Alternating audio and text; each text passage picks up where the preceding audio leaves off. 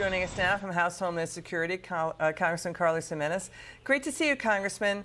Okay, it's good to have you back on. Okay, the White House is getting criticized because they put out a tweet that basically undercut the president's claims of price gouging by mom and pop gas stations. Let's show what happened. Watch this.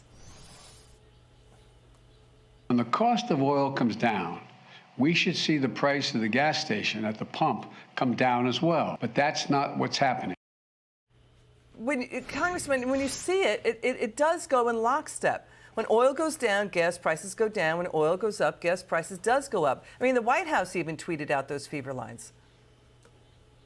Yeah, and so what you need is more oil so that the price of the barrel goes down. And once the price of the barrel goes down, you see that relief at the gas pump. I don't understand what the president doesn't understand. I mean, the margins are so tight. So they're blaming gas station owners. They make profits off of what they sell, like pretzels and potato chips. That's possibly why Circle K in Florida is letting its gas stations there sell marijuana. I mean, we had the federal, you know this too, Congressman, you've talked about it. The Federal Trade Commission has never found price gouging by gas station owners in multiple probes since even after Hurricane Katrina in 2006.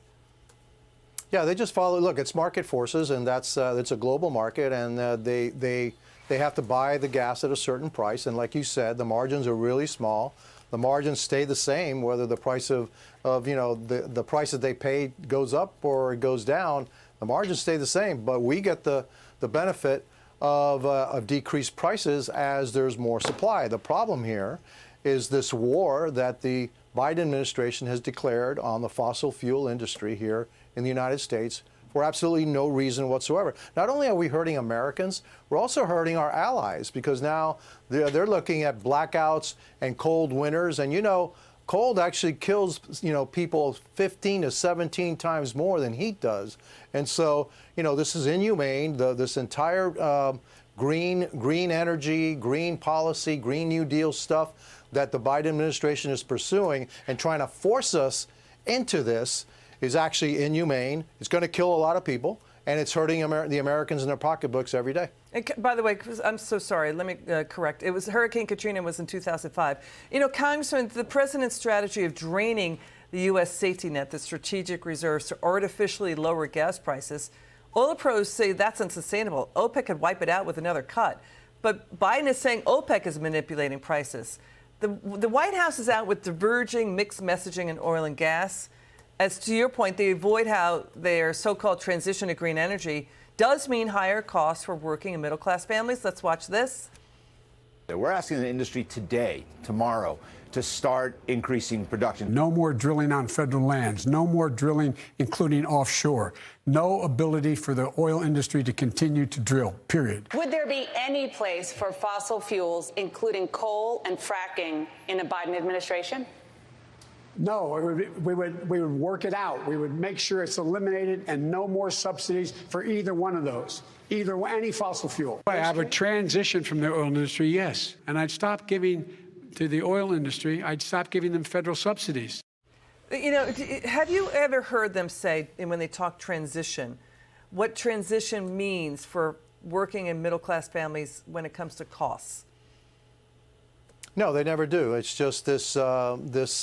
They worship at the altar of this green energy policy of the climate change, orthodoxy. And no matter what it takes, we're going to get there, except what they don't understand, apparently, that this is a worldwide issue.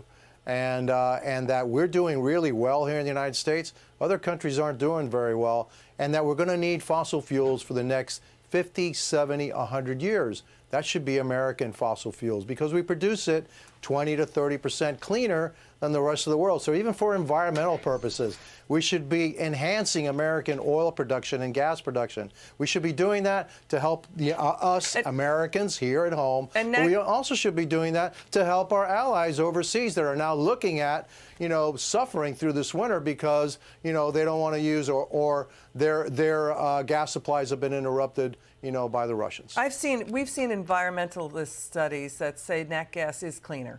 Natural gas does lower carbon emissions, right? Final word. Right. Yeah.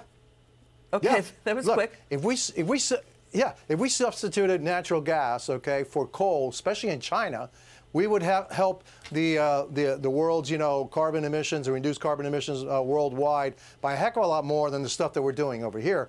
Here we're just wasting our money, trillions and trillions of dollars, and indebting our children for no reason whatsoever.